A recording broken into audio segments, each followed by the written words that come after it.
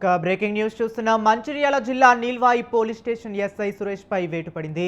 అవినీతి ఆరోపణలు, అక్రమ వసూళ్ల ఆరోపణలతో పాటు భార్యాభర్తల పంచాయతీ నేపథ్యంలో కౌన్సిలింగ్ పేరిట ఓ వ్యక్తిని ఎస్ఐ చితకబాదారు.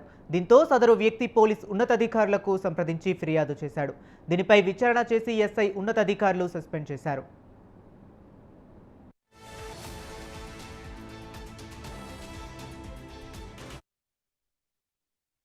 నా బాధ కొద్దీ ఆగలేక మన సిఐ సార్కున్న ఏసీపీ సార్కు నిన్న వచ్చి చెప్పుకున్నా. ఇప్పుడు ఎస్ఐ మీద నేనే చెప్పిన. ఇప్పటి వరకు అది నాకు ఎలాంటి ఇంకా చర్యలు అనేది రాలేదు. నేనైతే మళ్ళీ హాస్పిటల్కి వచ్చిన. నిన్న అత్తే నాకేం తగ్గలేదు. మళ్ళీ ఇవాళ వచ్చి స్కానింగ్ తీయించుకొని మర్ర మందులు పట్టుకొని పోదాము. నేను అది బతికే అంత నాకు నొప్పి అంటే భరించలేని బాధ. పందామంటే పండితట్లేదు, అండుకుందామంటే చూడ అండుకునే ఓపిక చూడలేదు. ఎక్కడ ఏం చేసుకునే పని లేదు. ఎక్కడ చేనులు పనులు అక్కడ వెళ్ళిపోతాను.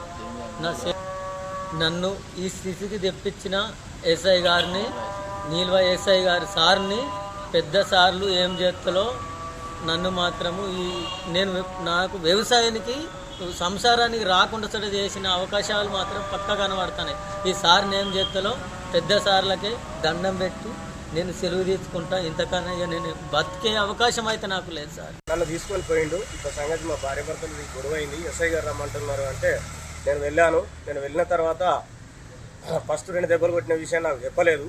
చెప్పకుంటే నేను పోయి కూర్చున్నా. ఏమంటున్నాడు కిష్టయ్య అని అంటే, మరి ఏం లేదా అని అంటే, ఆయన దగ్గర పాపం ఆయన దగ్గర స్తోమత లేదు సార్, ఆయన దగ్గర డబ్బులు ఏం లేవు, భార్య భర్తలదే కదా, కౌన్సిలింగ్ ఇచ్చి పంపించండి సార్ అంటే, సరిపో నేను చూసుకుంటా అన్నాడు. నేను బయటికి వెళ్ళిన తర్వాత మళ్ళా కొట్టినాడు సార్. నేను వచ్చేసరికి బాగా దెబ్బలు పడ్డాయి పాపం. కాబట్టి నిన్న ఏసీపీ గారి దగ్గర కూడా చెప్పినాం, సిఐ గారి దగ్గర కూడా చెప్పినాం ఇదే స్టేట్మెంటు.